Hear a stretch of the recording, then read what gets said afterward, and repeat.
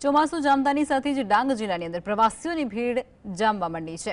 ત્યારે ખાસ કરી શનિવાર અને રવિવારની રજા અને એમ પણ વરસાદની મોસમની અંદર પ્રવાસીઓ માટે પહેલી પસંદ એટલે ડાંગ જિલ્લો।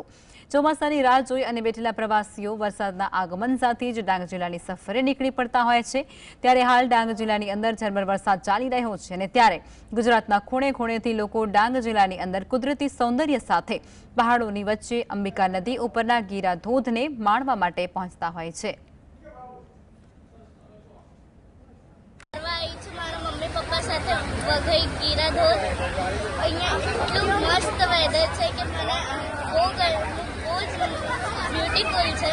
ચોમાસામાં મને રહેવાનું મન થઈ જાય છે, એટલું મસ્ત વેધર છે। પછી મને સાપુતારા આવવાનું બહુ મન થતું હતું, તો અમે ફેમિલી પ્લાન કર્યો, પછી સાપુતારા અહીંયા જોયું તો વેધર બહુ મસ્ત હતું। પછી અહીંયાનું થોડીક વરસાદ પડે, પછી ગરમી નીકળી જાય તો બધી વસ્તુ અહીંયા ફરવાની પણ મજા છે। અમને